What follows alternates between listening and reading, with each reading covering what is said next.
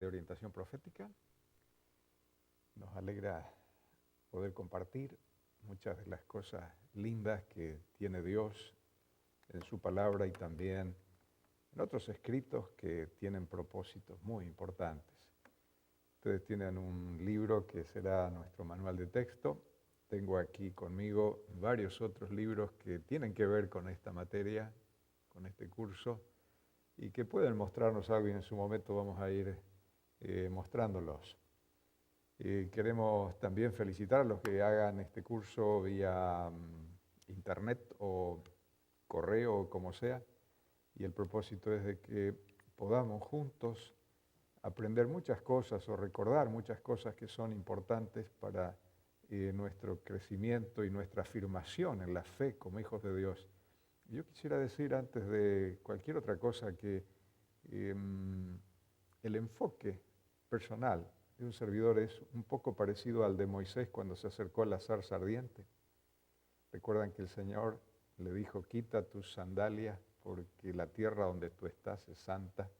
Entonces, nos vamos a meter, ¿no es cierto?, en un terreno que es en cierta manera sagrado porque nos pone en contacto como Dios, fuente de la revelación, el profeta como intermediario, nosotros como los recipientes de esa revelación inspirada. Y estamos en algo que no es terreno profano, estamos entrando a algo muy, muy especial. Entonces, con ese concepto podemos entrar, ¿no es cierto? Vamos a nuestros sílabos. Uno de los propósitos es conocer la teología bíblica del espíritu de profecía en su concepto y la conexión escatológica, o sea, el tiempo del fin, porque vamos a hablar acerca de una de las últimas manifestaciones del espíritu de profecía y ese será uno de los primeros puntos de esta mañana. En segundo lugar, conocer cuáles son las pruebas de un verdadero profeta, o sea, cómo podemos nosotros diferenciar un verdadero profeta de Dios a un falso. Recuerden que estamos viviendo en un tiempo de gran confusión espiritual, religiosa, donde hay todo tipo de manifestaciones de personas que pretenden recibir mensajes inspirados de Dios o ser portavoces de Dios, ¿no es cierto? O estamos nosotros en cierta clase de convivencia o competencia con movimientos religiosos que parten, ¿no es cierto?, de un originador que fue alguien que recibió mensajes de Dios, por ejemplo, Mahoma, por ejemplo, José Smith, el que fundó la iglesia mormona. Así es que necesitamos nosotros conocer bien cuáles son las pruebas de un verdadero profeta para saber quiénes llevan las credenciales divinas, porque falsos profetas hubo a lo largo de toda la historia. La Biblia está llena de menciones a falsos profetas, en el Antiguo Testamento, en el Nuevo también, por supuesto.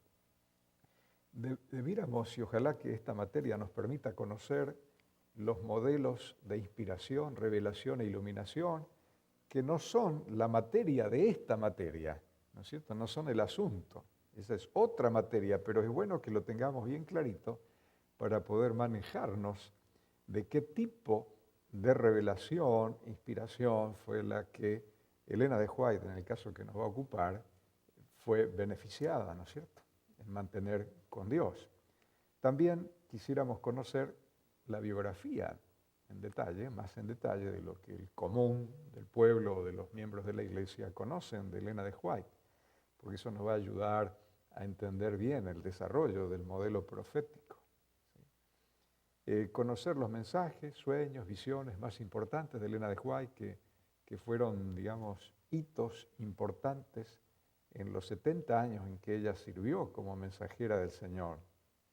Conocer la importancia de Elena de White dentro de la Iglesia Adventista del Séptimo Día, ubicarnos un poco, ¿no es cierto?, en todo el contexto histórico de la Iglesia, los pioneros y cómo fue que evolucionó nuestra Iglesia y creció hasta la actualidad, ¿sí?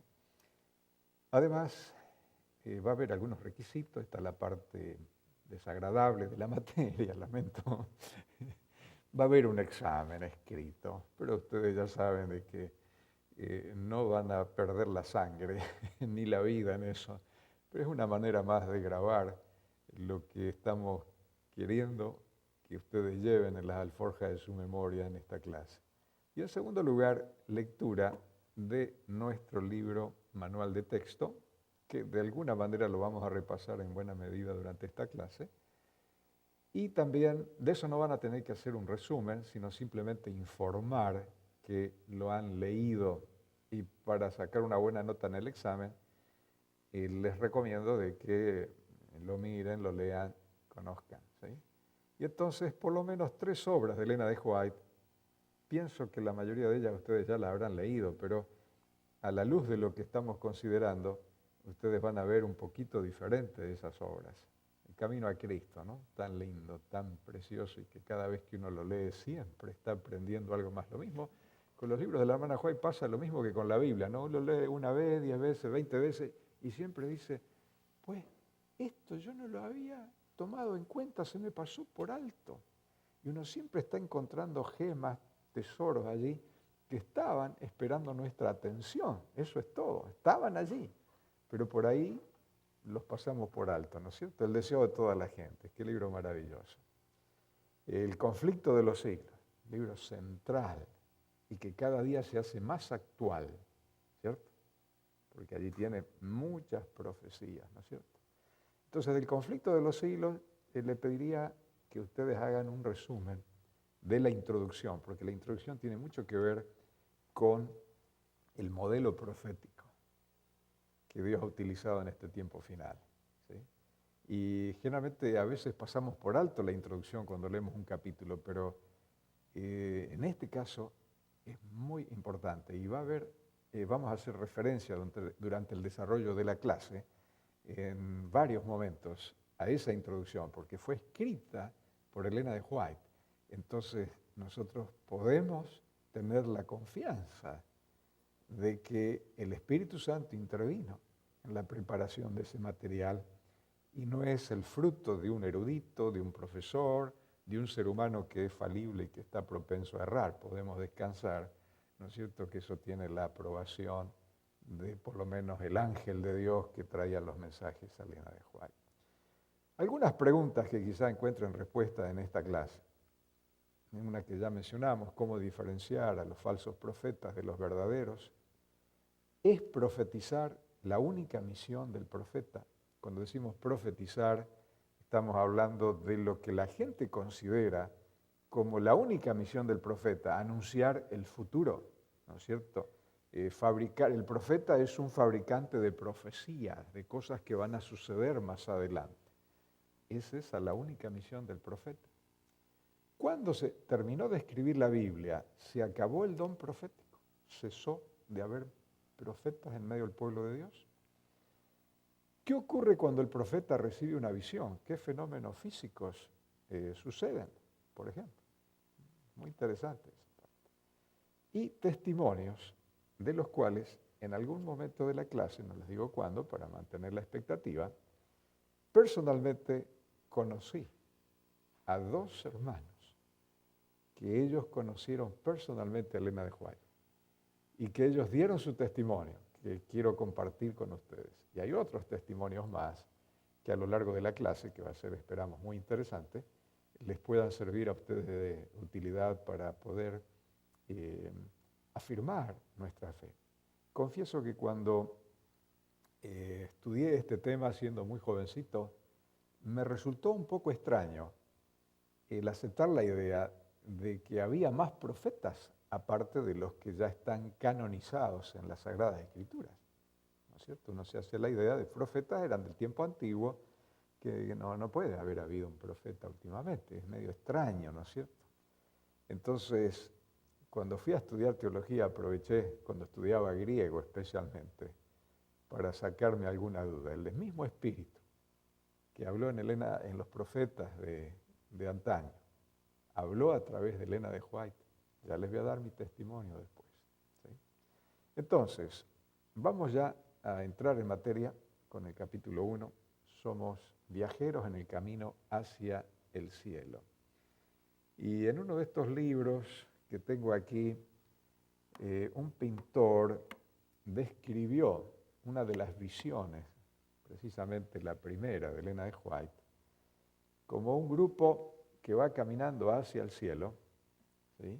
Pero que el camino se va haciendo cada vez más estrecho hasta que finalmente es un desfiladero con precipicios a ambos lados y de pronto hay tinieblas, pero del otro lado hay un abismo y del otro lado está Jesús que envía rayos de luz y que de alguna manera era un poderoso mensaje cuando fue enviado esta visión a sus mensajeros, ¿no? En torno a 1844, una época especial en la historia de la humanidad. En Salmos 32:8, David dice, el Señor nos dice a través de David, te haré entender y te enseñaré el camino en que debes andar. Sobre ti fijaré mis ojos. Y el Señor tenía puestos sus ojos y tiene puestos sus ojos sobre su iglesia, que da testimonio de su verdad en esta tierra. Hay una promesa para el viajero que Él nos dice en el Salmo 16:11, me mostrarás la senda de la vida, ese camino angosto que lleva a la vida eterna. Y en Proverbios nos dice, reconócelo en todos tus caminos y Él enderezará tus veredas. Los seres humanos podemos tropezar, caer, errar el camino, pero si buscamos con humildad y arrepentimiento el conocer la voluntad del Señor, Él nos va a guiar, Él va a enderezar nuestras sendas torcidas. Y Jesús, cuando estaba en esta tierra, ¿no es cierto?, en el aposento alto, le dijo a los discípulos en esas palabras casi de despedida antes de la cruz, yo rogaré al Padre y os dará otro consolador para que esté con vosotros para siempre. Aquí Jesús promete el Espíritu Santo, ¿no es cierto? El Espíritu que va a estar acompañando a sus discípulos, a su pueblo, a lo largo del camino que deben recorrer. Jesús oraba para que el Espíritu Santo acompañara a su pueblo, a su iglesia, en su viaje hacia el cielo. Y que Él estaría con ellos para siempre. No habrá un momento en la historia de la iglesia donde el Señor no ha estado presente para guiarla, protegerla, cuidarla y llevarla a su destino glorioso. Desde los cielos, de donde reina la luz, han sido enviados ángeles para que viajen con nosotros. El salmista escribió en el Salmo 34, verso 7, el ángel del Señor, de Jehová, acampa en derredor de los que le temen y los defiende. Vamos a dar una miradita en este tiempo final, antes de ver a los pioneros, a entrar en una parte que no está en el manual. Así que si ustedes quieren tomar nota, aprovechen, porque este es un plus. Pero nos va a ubicar en el tiempo profético del tiempo final, ¿no es cierto? La relación entre profecías y el tiempo final de la historia humana. Y es interesante porque tenemos que partir de Apocalipsis, capítulo 10. En el capítulo 10 nosotros encontramos allí una escena grandiosa, desde el versículo 1 hasta el versículo 11, porque es interesante. Este capítulo 10 es una profecía de Juan que profetiza que va a haber que profetizar. Fíjese, ¿no? Es una profecía dada para decir, señores, no se descuiden porque va a haber profecía, va a haber que profetizar. ¿Cuándo? Dice Apocalipsis 10 del 1 hasta el 11. Vi descender del cielo a otro ángel fuerte, no es cualquier ángel, envuelto en una nube. Recuerdan que Jesús se fue en una nube. Una nube es, en realidad, la nube que se llevó a Jesús, ¿qué era? Era la misma estrella que lo anunció cuando Jesús vino a la tierra. Eran ángeles, ¿sí? Y la nube con la cual Jesús va a venir, en las nubes de los cielos, ¿qué son? Son ángeles que vienen con Él, ¿sí? No es agua en estado de vapor, ¿no es cierto? Es una expresión que debiéramos entender bien, ¿no es cierto? Con el arco iris sobre su cabeza. Recuerden que el arco iris es una promesa de salvación, de que Dios no va a destruir al mundo otra vez con agua, como fue el diluvio. Dice, su rostro era como el sol y sus pies como columnas de fuego. tenía en su mano, ¿qué cosa dice? Un librito abierto. Acuérdense ustedes que Daniel es un librito sellado, cerrado, pero que va a haber un tiempo en el cual el librito va a estar abierto, ¿cierto? Porque el libro de Daniel es ¿para cuándo? Para el tiempo del fin. Entonces acá nos estamos ubicando con un ángel que tiene en su mano un librito que ya está abierto. Llegó el momento que ese libro que está cerrado está abierto ahora, porque es ya el tiempo del fin. Y si leemos todo el contexto del capítulo 11, 12 de Apocalipsis y el capítulo 12 de Daniel, todo coincide perfectamente, todo encaja asombrosamente bien. Pero sigamos adelante. Dice que este ángel fuerte puso su pie derecho sobre el mar y el izquierdo sobre la tierra. Recuerden ustedes que Apocalipsis 13 describe a dos poderes que en el tiempo final una sale del mar, ¿no es cierto? Apocalipsis 13 del 1 hasta el 10, 11 por allí.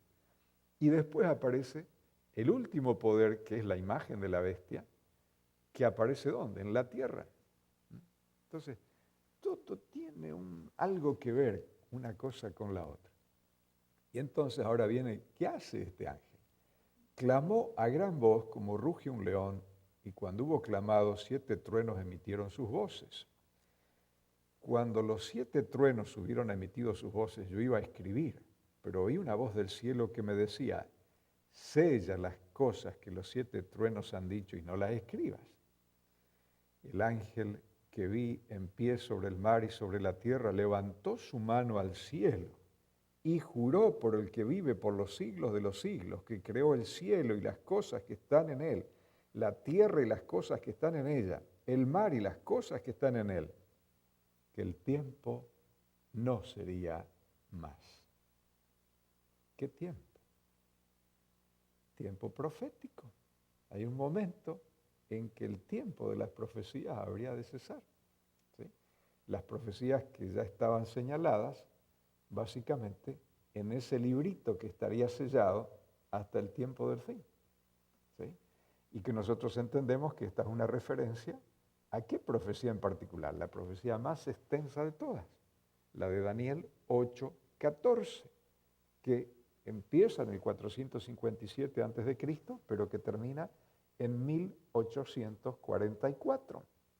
Miren ustedes, qué interesante. A partir de allí entendemos que no hay más profecías de tiempo cronológico cumplido.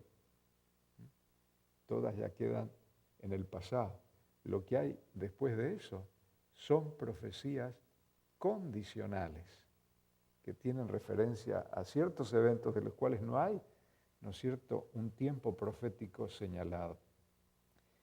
Y entonces, si ustedes quieren ver una escena muy similar a esta, está en Daniel capítulo 12.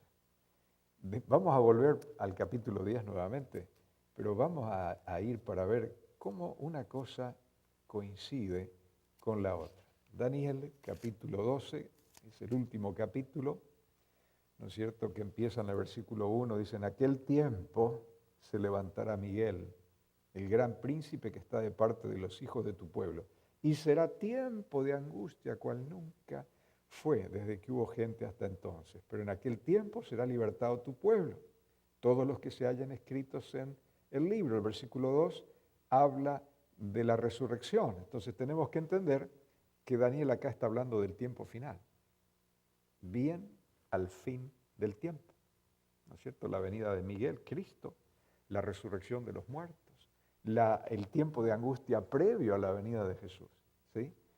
Y entonces en el verso 4, ¿qué dice? Palabras tan conocidas, ¿no? Pero tú, Daniel, cierra las palabras y sella el libro. ¿Hasta cuándo? Hasta el tiempo del fin. Muchos correrán de aquí para allá y la ciencia se aumentará. ¿Qué ciencia? La ciencia de interpretación de las profecías. Nosotros aplicamos este versículo en cierta manera un poquito distorsionándolo al aumento de la ciencia y la tecnología en el tiempo final.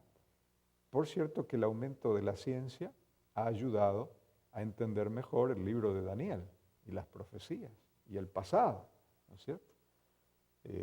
La manera en que se han cumplido las profecías. Mucha gente negaba muchas cosas, ¿no es cierto? Por ejemplo, había gente que negaba que existió Nínive porque no había registros históricos, pero la pala de los arqueólogos descubrió las ruinas de Nínive, de los hititas, que eran el pueblo que fue un gran poder antes de Babilonia. Entonces, toda esa ciencia humana ha ayudado a entender mejor las profecías y la historia antigua, y que la Biblia es realmente palabra de Dios y que podemos confiar en su contenido. Como dijo Jesús, si estos callaren, las piedras clamarán, ¿sí?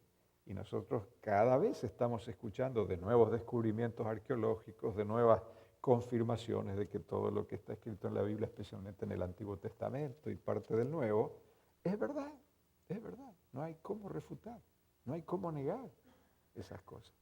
Entonces nuestra fe descansa sobre bases muy sólidas, muy sólidas.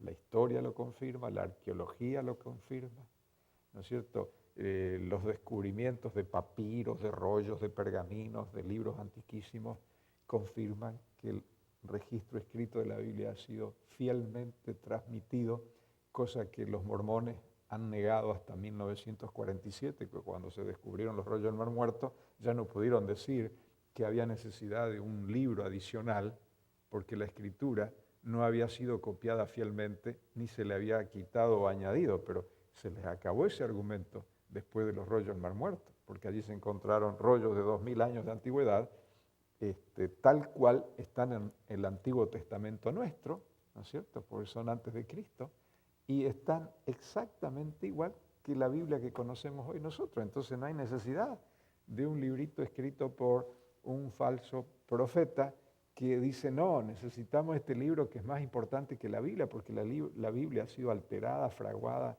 distorsionada, quitado y añadido. ¿No es cierto?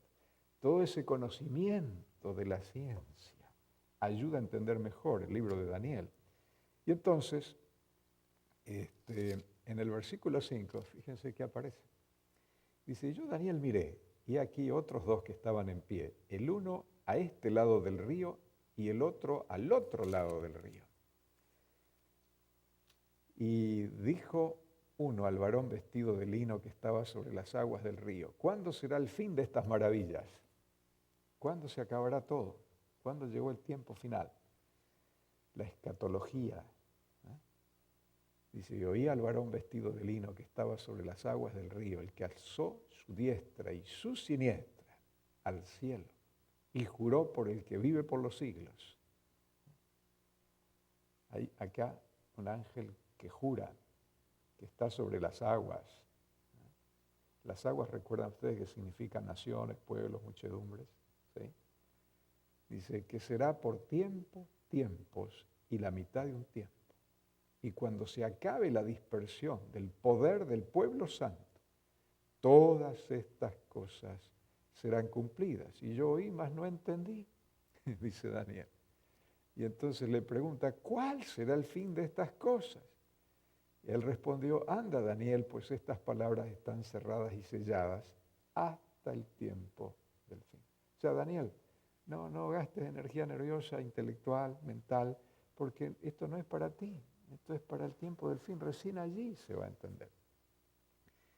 Y entonces le explica en el versículo 11, y desde el tiempo que se ha quitado el continuo sacrificio hasta la abominación desoladora, habrá 1290 días. Sabemos que estos 1290 días comienzan ¿en qué año? 508 y llevan hasta que terminan el tiempos y la mitad de un tiempo, los 1260 años, 42 meses, profecías tanto de Daniel como de el Apocalipsis. ¿Recuerdan? ¿Sí? Que es la abominación asoladora, la persecución de los santos. Cuando Clodoveo decide ser el defensor del obispo de Roma, 508, ahí empieza este periodo de desolación. Ya se va armando el poder perseguidor de los santos. Y si ustedes suman 1290 a 508, ¿a qué fecha los lleva? 1798, cuando terminan los 1260 días o años proféticos de persecución del pueblo de Dios. ¿Sí? ¿Vamos bien hasta allí? El versículo 12 dice, bienaventurado el que espere y llegue a 1335 días. Si le sumamos el 508, 1335, nos lleva hasta 1843, que fue el tiempo de predicación de que la venida del Señor estaba cerca. Ahí surge el movimiento adventista en los años anteriores.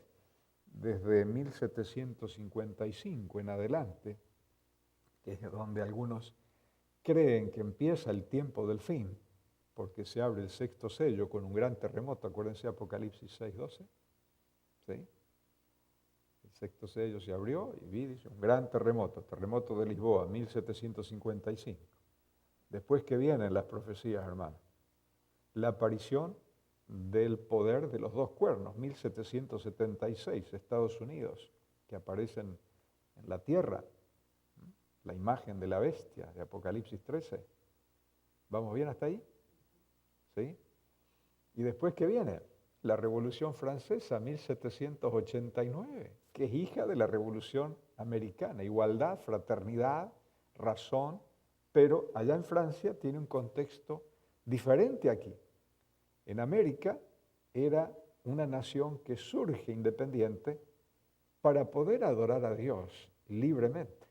Eran perseguidos de Europa los que fundaron este país. Lamentablemente estamos en una época en que pareciera que los ateos y los contrarios a Dios están gobernando esta nación que está casi en apostasía total, ¿sí? Cumpliendo profecías de Elena de White, ¿no es cierto? Que vamos a ver en algún momento. Ahora, fíjense ustedes qué interesante, ¿no? Porque en Apocalipsis habla de algo que sucedió en la Revolución Francesa. ¿Sí? Ya lo vemos enseguida. Podemos ir de vuelta a Apocalipsis 10. ¿Sí? Hay muchas cosas y yo lamento que el tiempo es siempre tirano, ¿no es cierto? Pero podríamos estar acá todo el día hablando de estas cosas, ¿no? Y cómo la historia confirma lo que las profecías ya señalaban. ¿Sí? En Apocalipsis capítulo 10, nosotros vamos a saltear el resto del capítulo 10 y vamos a ir al 11, porque ustedes saben que el Apocalipsis va para adelante y vuelve para atrás y después va para adelante y después vuelve para atrás para explicar, ¿no es cierto? La estructura del Apocalipsis es así. En el capítulo 11 explica un poco a eventos que son parte del capítulo 10. Dice en el versículo 2, en el 1 habla de medir el templo de Dios, el altar y a los que adoran en él. Aquí está hablando de adoración falsa y adoración verdadera. Los verdaderos están en el templo. Pero dice en el verso 2, el patio que está afuera, déjalo aparte y no lo midas, porque ha sido entregado a los gentiles. Acuérdense que el templo en Jerusalén tenía un patio que se llamaba el patio de los gentiles. Los gentiles no podían pasar de allí, no podían entrar al patio que pertenecía solamente a los que estaban circuncidados, a los israelitas. Incluso se ha encontrado la piedra allí entre las ruinas de Jerusalén, donde dice, si pasa de aquí será muerto. ¿Sí? Ningún gentil podía pasar allí, salvo peligro, riesgo de su vida. Dice, y los gentiles hollarán la ciudad santa 42 meses. ¿Cuál es la ciudad santa? El pueblo de Dios, ¿no es cierto? La iglesia verdadera, los que fueron perseguidos por 1260 días. Y entonces acá parece lo interesante, hermano. Y daré a mis 2 testigos que profeticen por 1260 días vestidos de cilicio. ¿Quiénes fueron los profetas de Dios que profetizaron desde el 538 hasta 1798, vestidos de cilicio, o sea, de luto, de muerte? La palabra de Dios, ¿no es cierto? Habla aquí en el versículo 3, ¿de cuántos testigos? 2 testigos, el Antiguo Testamento y el Nuevo Testamento, ¿sí? Estos testigos son los 2 olivos, los 2 candeleros que están en pie delante del Dios de la tierra. Si alguno quiere dañarles, sale fuego de la boca de ellos y devora a sus enemigos. Y si alguno quiere hacerles daño, debe morir él de la misma manera. Estos tienen poder para cerrar el cielo, a fin de que no llueva en los días de su profecía. ¿A quién está haciendo referencia aquí? A Elías, ¿se acuerdan? Cuando profetizó que por 3 años y medio no llovería en los días de acá. ¿Sí? Y tienen poder sobre las aguas para convertirlas en sangre. ¿Se acuerdan de un gran profeta de Dios que hizo esto en Egipto? Moisés. ¿Sí? Y para herir la tierra con toda plaga cuantas veces quieran. Nuevamente alusión a Moisés. Entonces, cuando hayan acabado su testimonio, la bestia que sube del abismo hará guerra contra ellas, los vencerá y los matará. Matará a los 2 testigos de Dios. Sus cadáveres estarán en la plaza de la grande ciudad, que en sentido espiritual se llama Sodoma y Egipto, donde también nuestro Señor fue crucificado.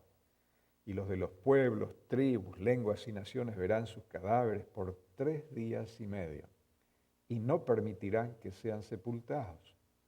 Y los moradores de la tierra se regocijarán sobre ellos y se alegrarán y se enviarán regalos unos a otros, porque estos 2 profetas habían atormentado a los moradores de la tierra. ¿De qué manera atormentaron a los moradores de la tierra? Porque la palabra de Dios siempre es un tormento para el que se rebela contra Dios, ¿no es cierto? No podrán alegar ignorancia de que desconocían, porque los 2 testigos dieron testimonio de la verdad al costo de su vida. Y aquí habla, ¿no es cierto?, de, por ejemplo, esos valdenses que salían. Yo estuve allí en el Piamonte, norte de Italia, donde todavía está la casa de los Barbas. Barbas era el nombre que se le daba a los pastores o a los misioneros. En patois, el lenguaje mezcla de francés con italiano que hablaban los valdenses. Como ellos estaban cerca de Francia y al norte de Italia, ustedes saben que en las zonas fronterizas a veces se mezclan los idiomas, ¿no? En el norte de mi país, Uruguay, está al lado de Brasil, ahí todos hablan portugués y castellano, portollano le dicen ellos, una mezcla de los 2. Y acá nosotros hablamos, en California, por ejemplo, ¿no es cierto?, vamos a ir a la marqueta en el carro a comprar groserías. Sí. Hacemos una mezcla de las 2 lenguas, ¿no? Y capaz que va a salir un idioma nuevo allí con el paso de los siglos, vaya a saber. Pero la palabra de Dios dio testimonio, ¿sí? Y ese testimonio quiso ser eliminado. ¿Cuándo fue eliminada la palabra de Dios?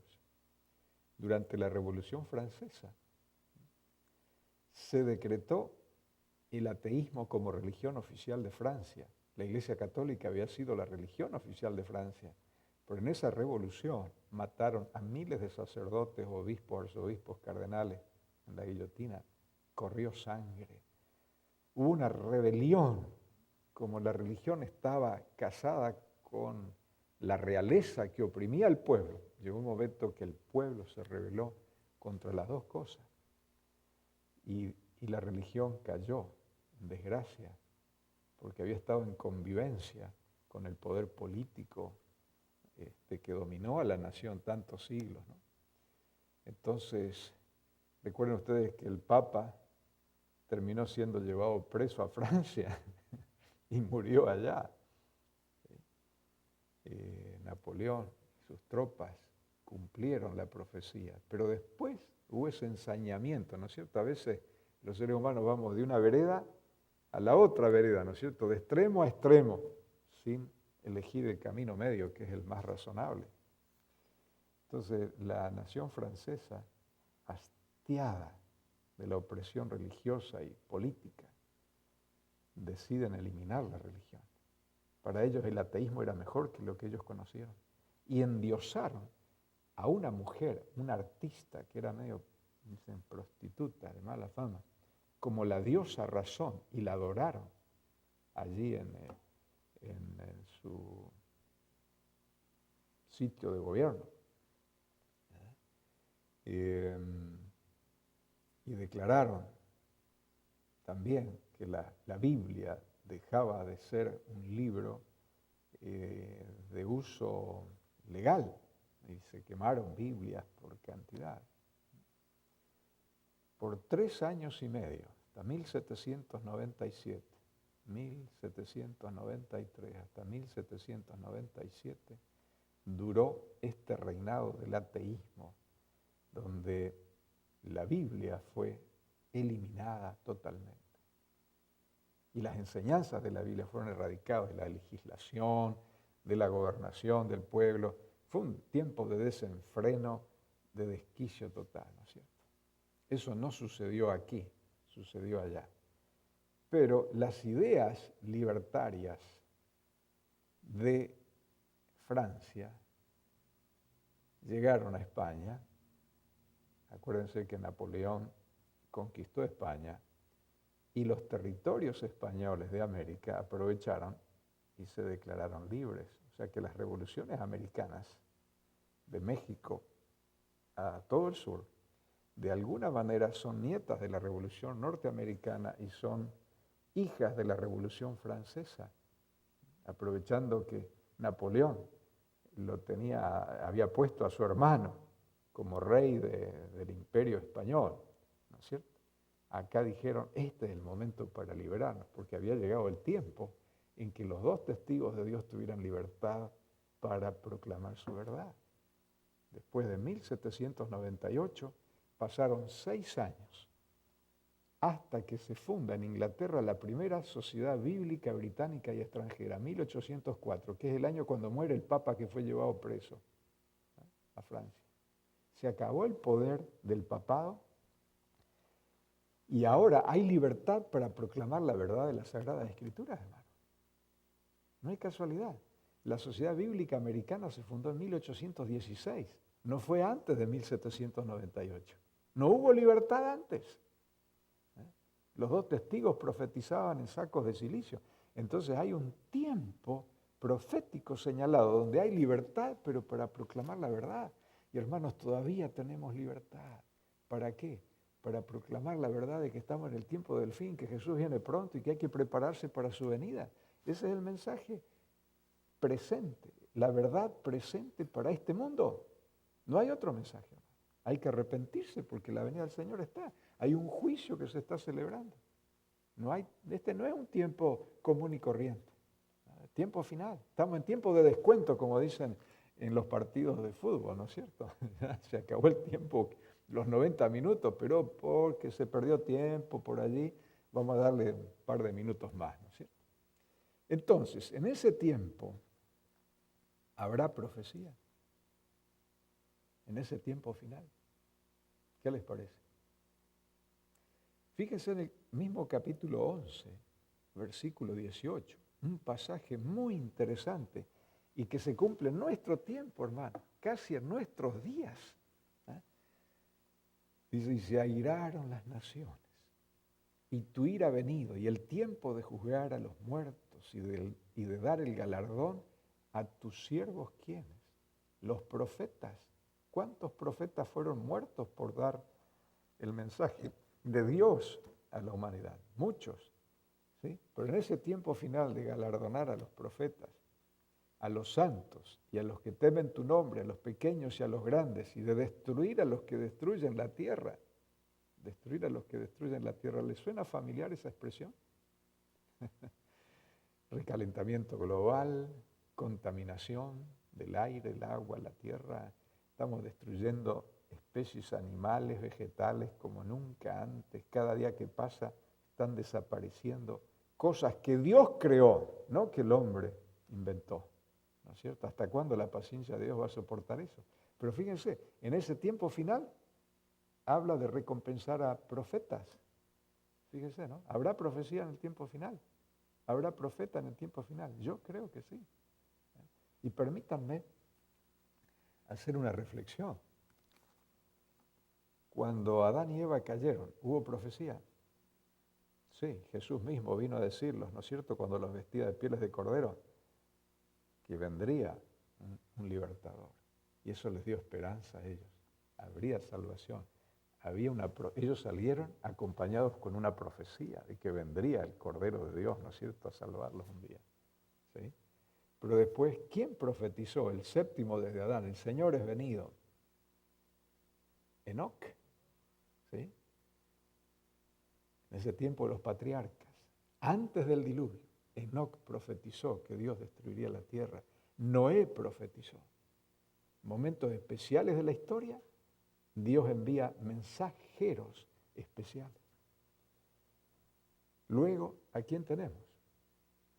Cuando Dios elige a un hombre para que sea la simiente de su pueblo, Abraham, le da profecía. Y le dice, ustedes van a ir a Egipto y van a estar allá 430 años, depende de cuándo contamos, ¿no es cierto?, el asunto. Y cuando llega el momento de sacar a su pueblo de Egipto, Dios les manda profeta, Moisés, el gran profeta para el pueblo de Israel, para los judíos todavía hoy, ¿no es cierto? No hay otro superior a Moisés. De paso, ¿cuántas profecías pronunció Moisés? Entonces, esto nos ubica, ¿no?, en una de las preguntas que hicimos. El anunciar profecías o acontecimientos futuros es la única tarea del profeta. Fíjense, ¿no? Moisés fue más bien un libertador, fue un legislador, ¿no es cierto? Fue un maestro de cómo debían vivir la nación santa que Dios sacó de Egipto para que lo pudiera adorar. ¿Sí? Hubo muchas, era juez que decidía qué es lo correcto. Les dio enseñanzas, mandatos, oráculos, decretos, la ley de Moisés, ¿no es cierto?, de salud incluso. No había área de la vida que no fue iluminada por ese gran profeta que fue Moisés, ¿no?, que quería darle a su pueblo información que ninguna otra nación tenía, para que fueran real sacerdocio, pueblo santo. Qué maravilla, ¿no? O sea que Dios en momentos específicos donde su pueblo tenía que pasar por experiencias especiales, Dios le daba profetas. Antes de que, bueno, después se establecieron en Canaán, ¿no es cierto? Y allí les dio profetas. Les dio profetas masculinos y profetas mujeres. En el tiempo de los jueces, por ejemplo, algunos de los jueces eran profetas. Hulda, profetiza. Débora, profetiza. Samuel. Y con Samuel, ¿no es cierto?, tenemos un gran profeta, ¿no es cierto?, que Dios le dio en el momento que el pueblo quiso tener reyes, parecerse a las naciones. Entonces Samuel unge al primer rey y al segundo rey. Y después en el tiempo de los reyes, como ya la confusión era cada vez mayor, ¿no es cierto?, Dios les manda profetas, y cuando se dividen, profetas a Israel, profetas a Judá, cuando está por ser destruidos, Dios le manda profetas. Los más grandes profetas fueron del Antiguo Testamento, hermanos: Jeremías, Isaías, Miqueas. Ezequiel fue después, cuando ya estaban deportados, pero fueron profetas para intentar detener la destrucción de Israel. Jeremías es antes de la destrucción de Judá. Y otros más también, profetas menores que le llamamos nosotros. Pero allá en Babilonia tenemos profecía también. Dios no se olvidó de su pueblo. El más grande profeta, Daniel, en Babilonia, Ezequiel. ¿Sí? Y después tenemos algunos pocos más, Jonás, etc. Bueno, Jonás fue antes, perdón. Pero tenemos algunos más que profetizan que la gloria del templo de Zorobabel va a ser mayor, Ageo, por ejemplo, que el templo de Salomón, porque vendría ¿quién? El deseado de todas las naciones. Llenaría con su gloria el templo segundo, Jesús. ¿Sí? Pero hay 400 años de silencio hasta que aparece el más grande profeta nacido de mujer. Cuando Dios se encarna, mandó a un heraldo a preparar el camino de la llegada del Mesías, Jesús, Juan el Bautista. Y Jesús fue profeta, y los apóstoles fueron profetas, y hubo otros profetas más. Y cuando Jesús estaba naciendo en Jerusalén, ¿no hubo una mujer que había profetizado? Ana, esa viejita de más de 100 años. Y Simeón, había profeta también, hermano. O sea, ustedes noten, en todos los eventos importantes de la historia del pueblo de Dios, a lo largo de su paso por esta tierra, Dios siempre puso en los momentos críticos especiales profeta para guiarlo con seguridad. Por supuesto que hubo falsos profetas también, ¿sí? Y en los días de Juan, hubo falsos profetas y son mencionados también.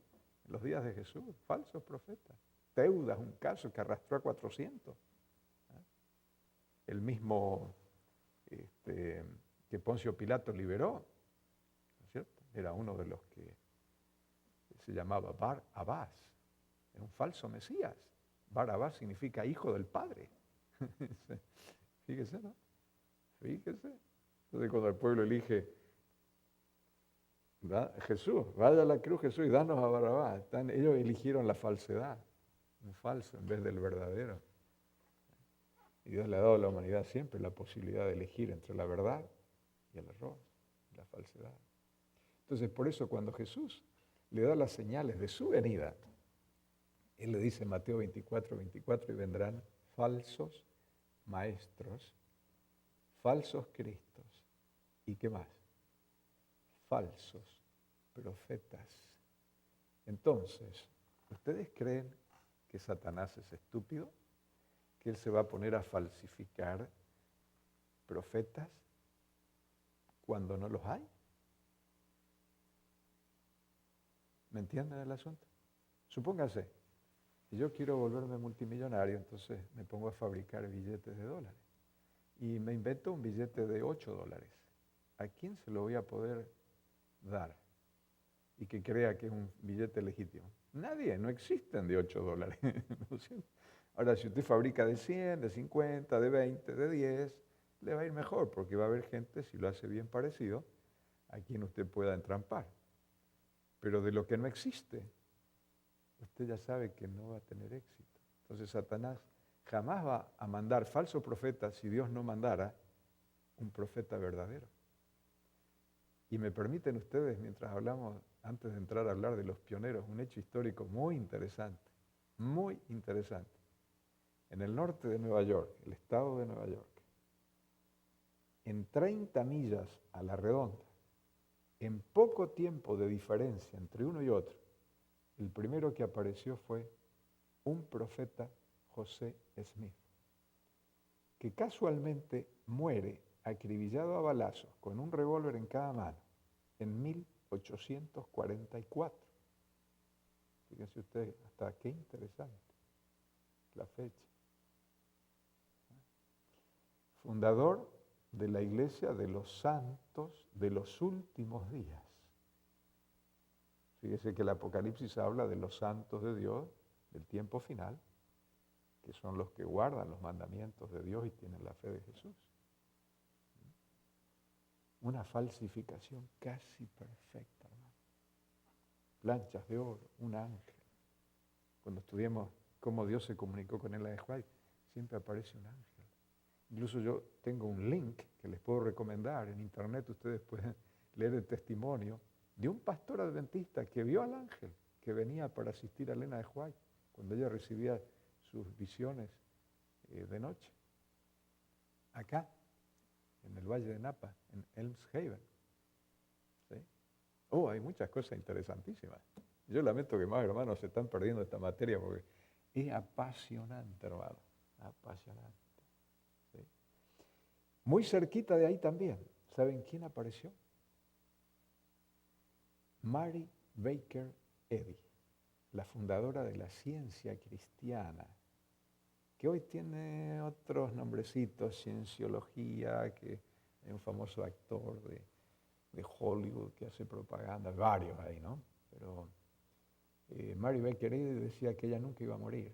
Murió de 90 y tantos años, pero murió. O sea que es falsa profeta, totalmente, comprobado. Pero ella fue la que preparó el terreno. Espera un minutito más, por favor. Cerramos este bloquecito enseguida. Ella decía que Cristo fue un medium espiritista del Espíritu. Y los milagros que él hizo fueron por poder del Espíritu. Y en 1847, fíjense, 3 años después de 1844, muy cerquita allí, las hermanas Fox empiezan a sentir unos golpes misteriosos de noche en su casa de madera. Y ahí empieza el espiritismo moderno, donde en forma descarada, ¿no es cierto? El espiritismo dice, nosotros somos el Espíritu Santo, y a través del cual los apóstoles hicieron sus milagros y los profetas hablaron, y ahí empieza el espiritismo moderno, que hoy es impresionante, su popularidad. ¿Saben quién más apareció allí cerquita? Un tal Russell, que asistió a las conferencias adventistas, fundador de los Testigos de Jehová, que tiene toda una interpretación profética, ¿no es cierto?, parecida, pero no igual, la del verdadero profeta de Dios, la de las profecías de la palabra de Dios. ¿Qué ha hecho el diablo con esto? Confundir, ¿no es cierto? Y cuando tú descubres que este profeta es falso y que este otro que dice que también es de Dios es falso y que el otro es falso, y te encuentras con Elena de White y tú que tiendes a pensar, también debe ser falsa, ¿no es cierto? Pero por lo menos genera confusión, tremenda confusión. Así ha hecho Satanás, hermanos. Así es de que en el tiempo final, ¿les parece a ustedes que es descabellado razonar cuando Jesús dijo que iba a haber falsos profetas?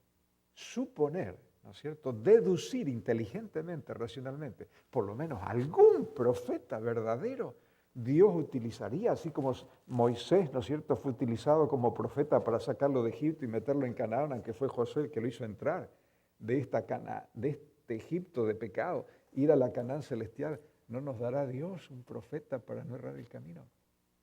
Hay una sola respuesta lógica, ¿no? Sí, claro.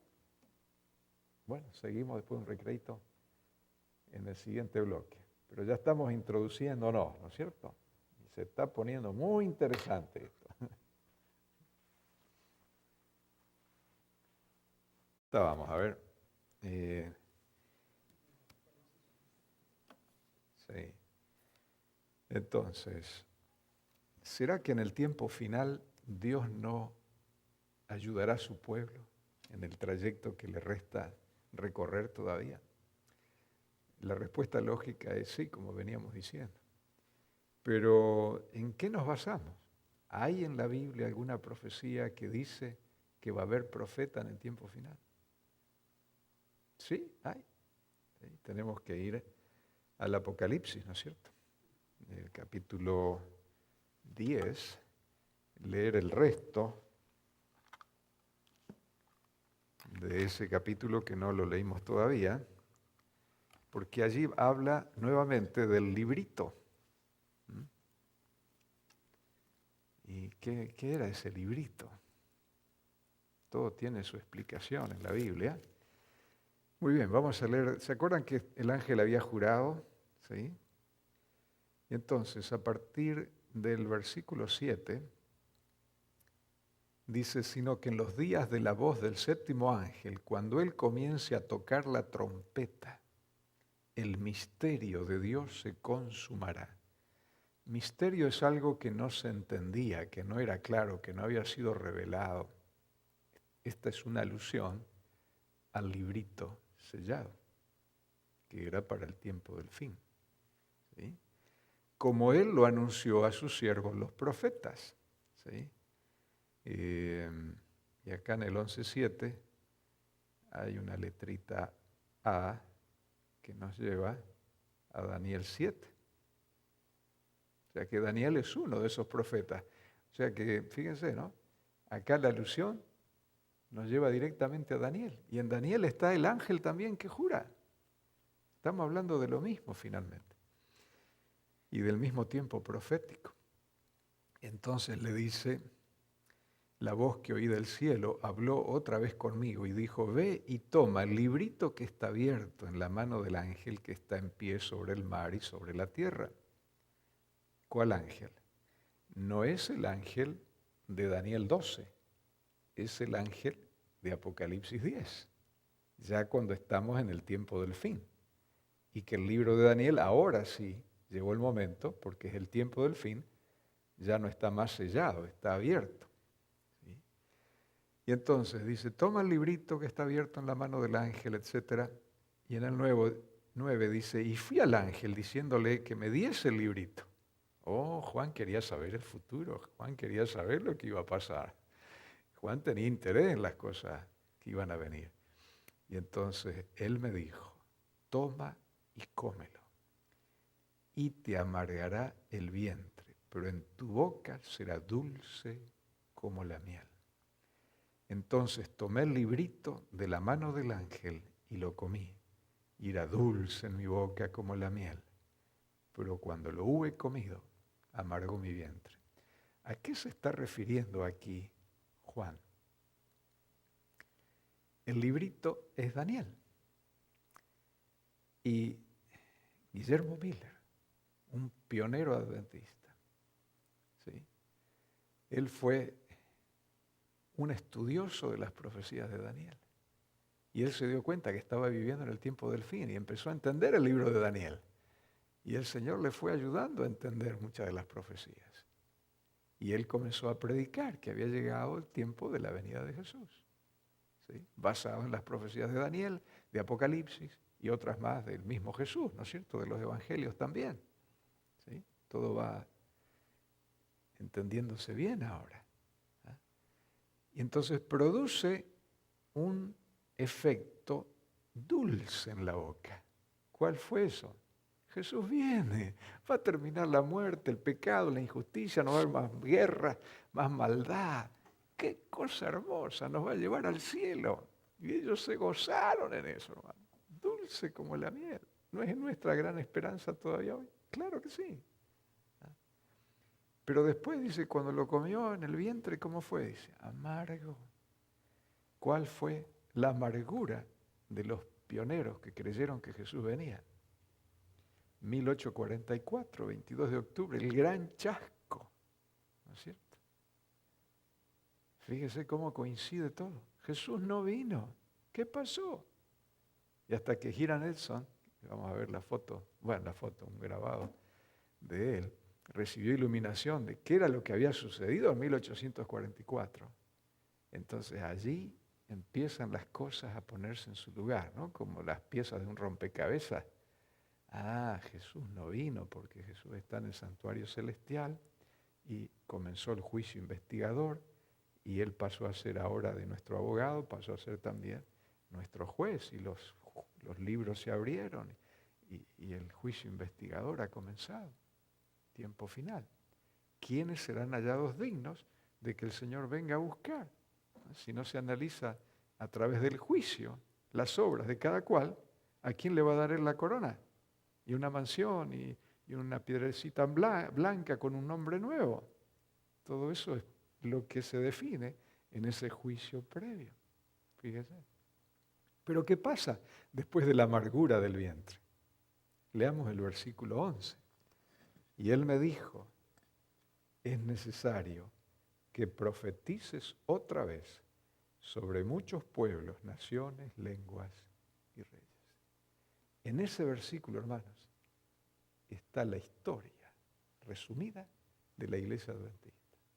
Un pueblo profético para anunciar al mundo un mensaje profético, guiado por un profeta de Dios, para no equivocarse en un tiempo de falsedad y de falsos profetas y maestros y falsos cristos, para que su pueblo cumpla la misión de anunciar a nación, tribu, lengua y pueblo el mensaje de los tres ángeles, el mensaje para este tiempo presente, ¿no es cierto?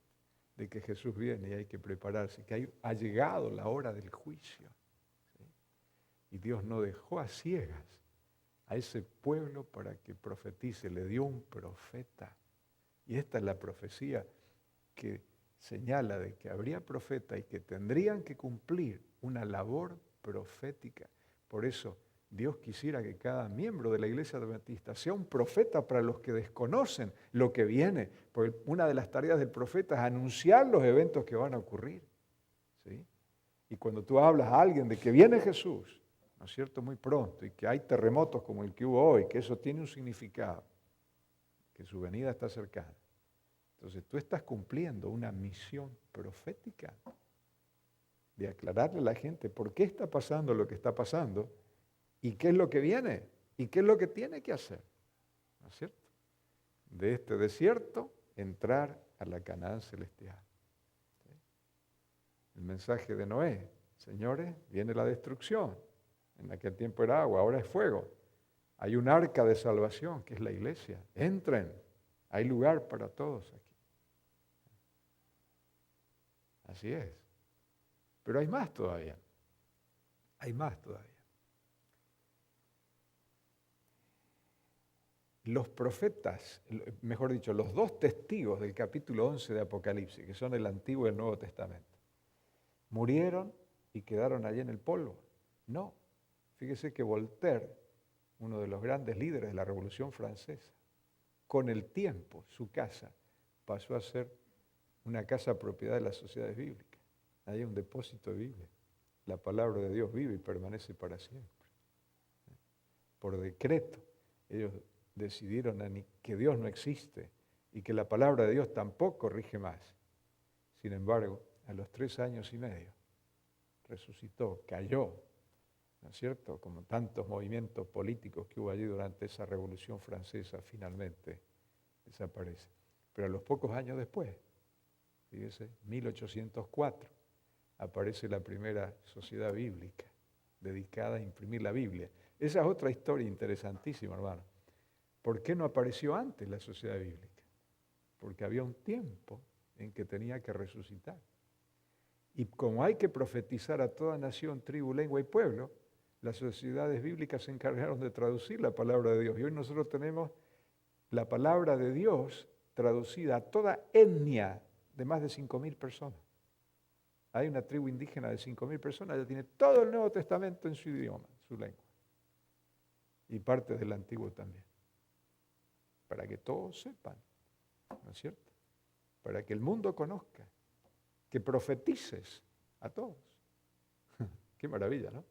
Y Dios da libertad, una de las secuelas de la Revolución Americana, libertad para todos, porque todos somos iguales ante Dios, para que se pueda proclamar el Evangelio, para que no haya persecución.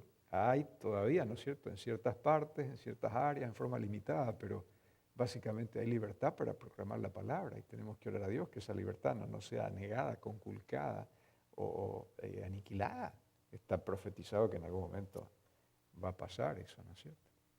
Pero veamos ahora en el capítulo 12, en el versículo 17. Ustedes recuerdan, ¿no? El capítulo 12 es un poco la historia de la iglesia cristiana, la mujer que da a luz un hijo y que va al desierto por 1200 y allí tiene que 1260 días y allí es alimentada por el Señor, sustentada.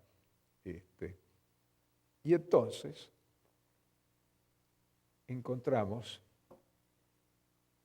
que el diablo arrojó de su boca tras la mujer agua como un río para que fuese arrastrada por el río. Quizá esta es una alusión a toda la persecución que hubo, pero también los eventos allí de la Revolución Francesa, ¿no? Y entonces, dice, el dragón se llenó de ira contra la mujer, versículo 17, y se fue a hacer guerra contra el resto de la descendencia de ella. Y acá vienen las dos características del pueblo de Dios, los que guardan los mandamientos de Dios. No dice los mandamientos de Dios que el papado cambió. No, guardan los mandamientos de Dios tal cual Él los escribió en tablas de piedra, se los entregó a Moisés en el Sinaí. Dice, y entonces acá viene la frase que tiene que ver con nuestra materia, ¿no? Tienen el testimonio de Jesucristo. Tienen, Dios les ha dado el testimonio de Jesucristo. En el capítulo 19, como la Biblia se explica a sí misma en una parte lo que dice en otra parte, en el verso 10 nosotros leemos qué quiso decir la palabra de Dios cuando dice testimonio de Jesucristo. Dice, yo me postré a sus pies para adorarle. Y él me dijo, mira, no lo hagas, yo soy consiervo tuyo y de tus hermanos que retienen el testimonio de Jesús. ¿Qué cosa es el testimonio de Jesús? Adora a Dios, porque el testimonio de Jesús es el espíritu de la profecía. Aquí Dios está anunciando que Dios le va a conceder a su iglesia, a los que guardan los mandamientos de Dios, les va a dar el testimonio de Jesús, que es el espíritu de profecía. Van a tener profeta, clarísimamente. Profecía que anuncia que va a haber profeta. Por eso Satanás se encargó de crear confusión lo más cerca posible donde él sabía que iba a aparecer el verdadero profeta de Dios. Menos de 30 millas de distancia aparecieron todos estos que hoy son movimientos religiosos casi mundiales también. Mormones hay por todos lados, testigos de Jehová por todos lados. Los espiritistas están por todos lados. Qué casualidad, ¿no? Creer o reventar.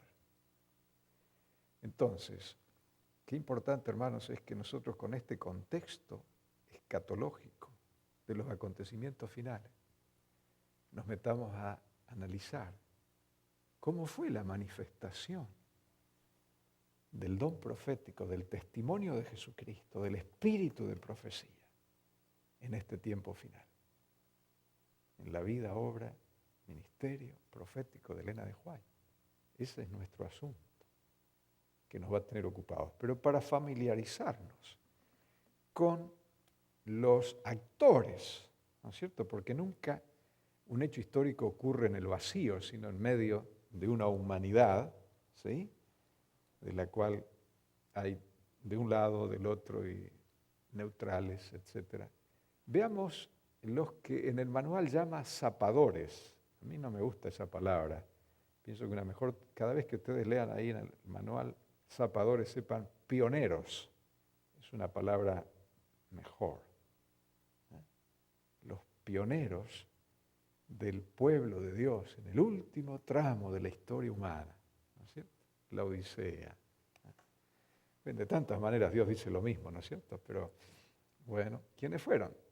Bueno, Jaime White, Elena de White, José Bates, Hiram Edson, Andrews, el primer misionero a Europa, Urias Smith, Lasborough, pastor que estuvo muy cerca de Elena de White, George Butler, que fue presidente de la iglesia en varias oportunidades, algunos como Daniels, pastor Daniels, Spicer, Wilcox y otros más. Por ejemplo, Guillermo Miller, que aunque él era bautista, sin embargo, él fue uno de los pioneros del movimiento que se le llama Millerita, porque él fue el más destacado predicador que se dio cuenta del librito de Daniel. Y fíjense, la carta que está detrás ahí es la de Daniel 2. Él dedicó años, era un granjero, pero allí en el este, el norte, donde él estaba, los inviernos son largos, tapados de nieve, entonces ellos tenían tiempo para leer, para, digamos, ¿no es cierto?, cultivar su espíritu. Y él aprovechó bien ese tiempo para estudiar las Escrituras y realmente el Espíritu de Dios lo guió, hermano. El Espíritu Santo lo llevó a él prácticamente una exactitud casi total.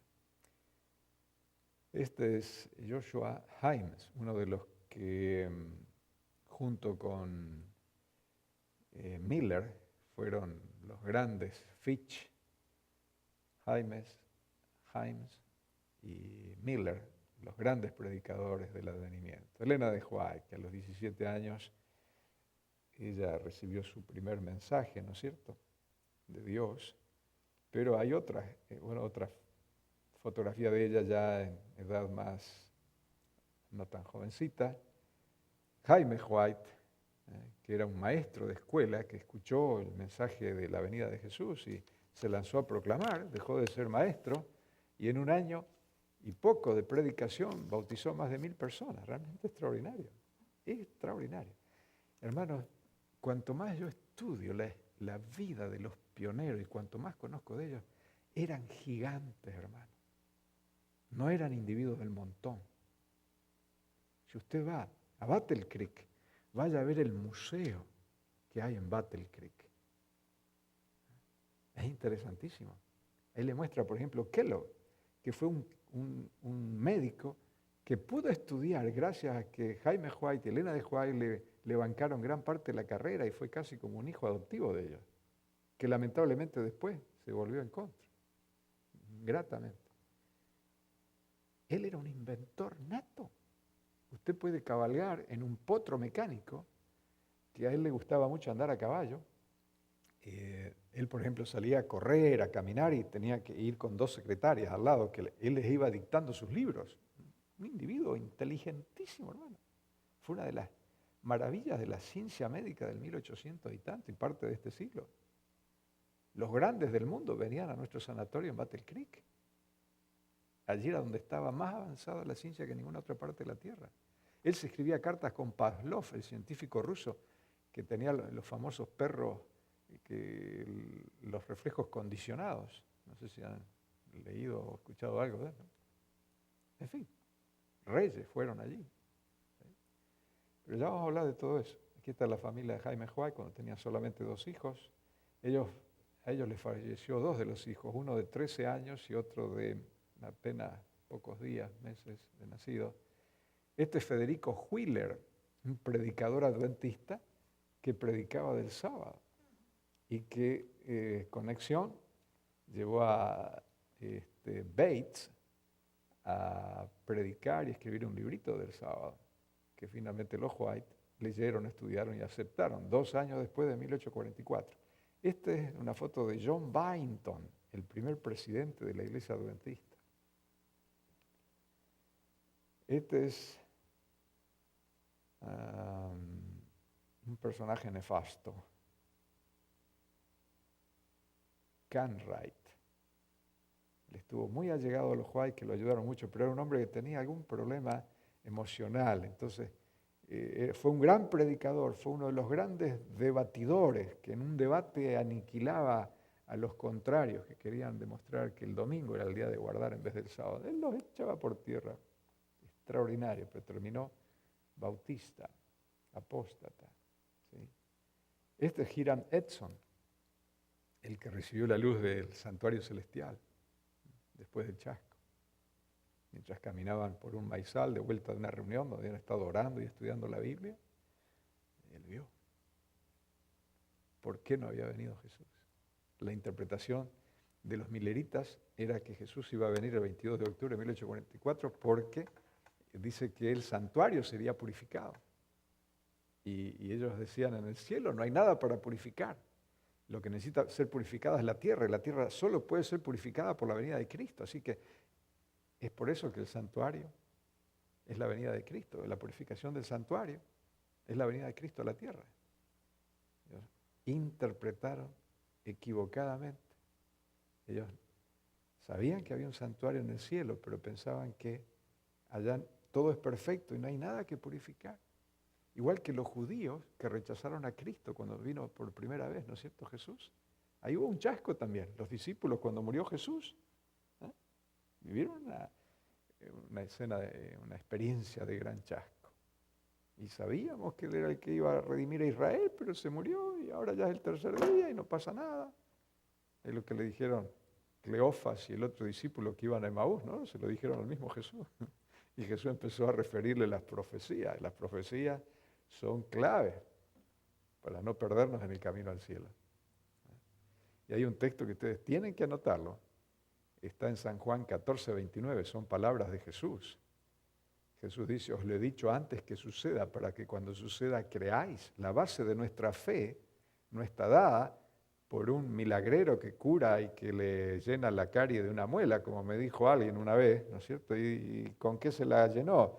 Y me dice con plomo, que estaba pobre el espíritu, le digo, porque el Señor, porque si las calles van a ser de oro, ¿por qué no le llenó la muela a la carie con oro?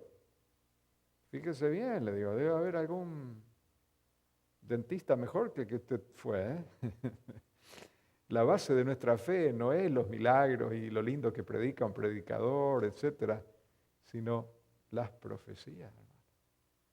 Cuando se cumple, usted tiene la evidencia para creer. Y la iglesia adventista es un pueblo que está edificado doctrinalmente sobre profecía. Muy bien, aquí está José Bates. Este era capitán de barco y cuando se retiró, él abrazó el mensaje adventista y gastó toda su fortuna en predicar el mensaje adventista. Y él fue el que publicó un librito que convenció a los esposos White, ya estaban casados, de la santidad del día sábado. De paso, José Bates, con su barco anduvo por todas partes, incluso uno de mis últimos distritos en Argentina fue la ciudad de La Plata, que tiene un puerto que se llama Ensenada. En ese puerto, en Ensenada, en 1800 y tanto, José Bates estuvo allí 3 días, desembarcó, era un barquito a vela. Fue un coraje andar en estos océanos con esos barquitos a vela, hermano. Realmente un individuo extraordinario.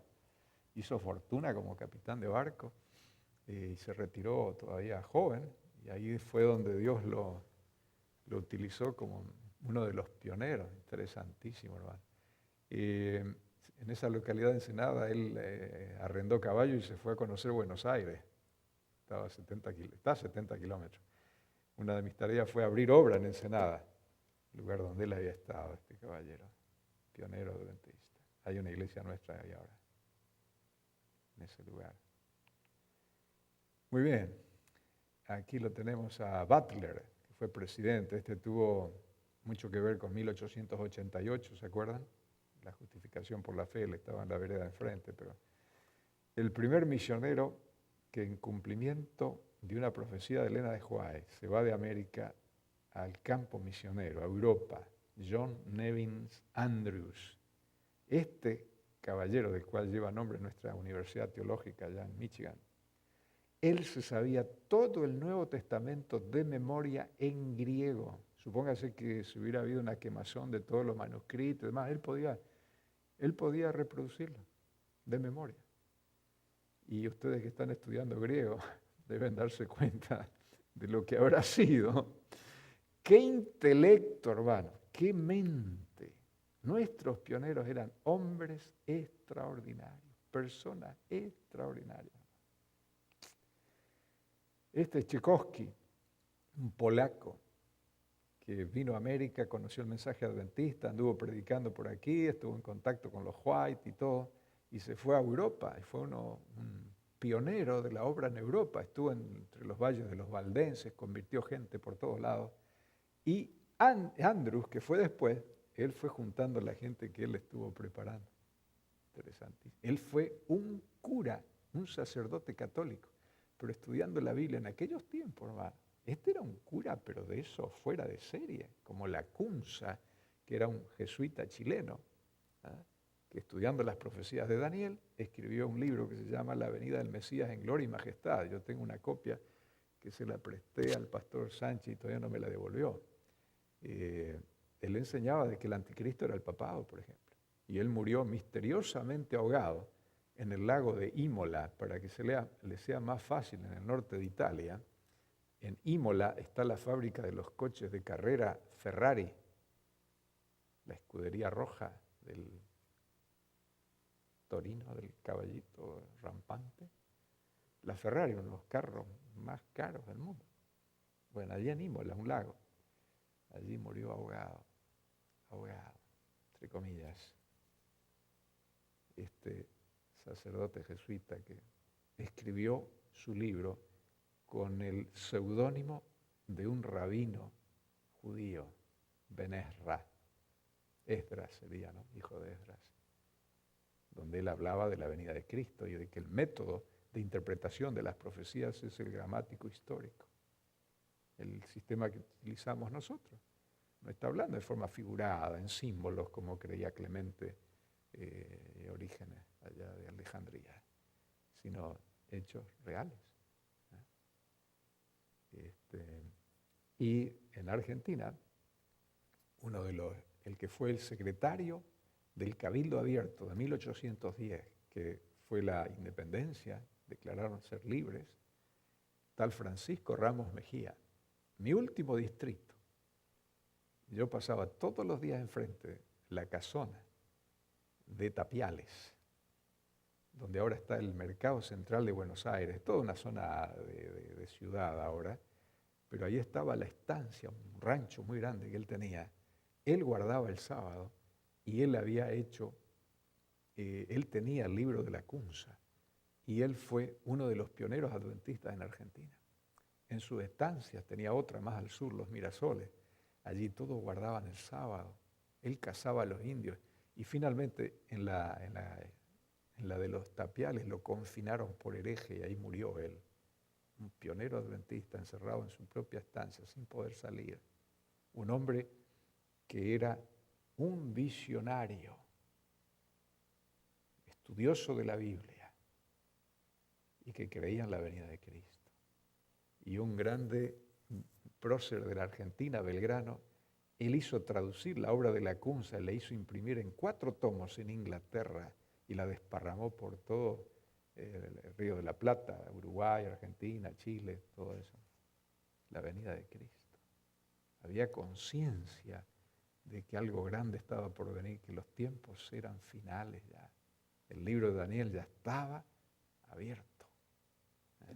Y se levantaron como hongos después de la lluvia, por todas partes, gente predicando de la venida de Cristo. Tchaikovsky fue uno de ellos y murió allá en Viena. Este fue Jones, uno de los que después dio problemas a la iglesia, pero fue uno de los grandes predicadores de la justificación por la fe, junto con el otro, el doctor Wagoner. Esto es 1905, acá cerca, Loma Linda. Elena de White había visto en visión esa propiedad y finalmente se compró y ahí la están inaugurando y ella está dando su mensaje. Ella tenía la capacidad de hablar en público ante miles de personas sin estas cosas que tenemos que usar hoy, los que tenemos una vocecita endeble, ¿no es cierto? De altoparlantes, micrófonos. No, ella podía hablar a miles de personas y todos la podían escuchar claramente. Algo increíble, hermano, increíble. Aquí está su nieto, a quien yo lo conocí personalmente, Arturo White. Él escribió una serie de 6 libros acerca de la biografía de Elena de White. Si ustedes pueden y leen inglés, pueden tener esos libros, leerlos, son extraordinarios, porque él fue el nieto, él la conoció personalmente. Acá está con la totalidad de los libros en ese tiempo que fueron el fruto de la pluma de Elena de White, que ella escribió.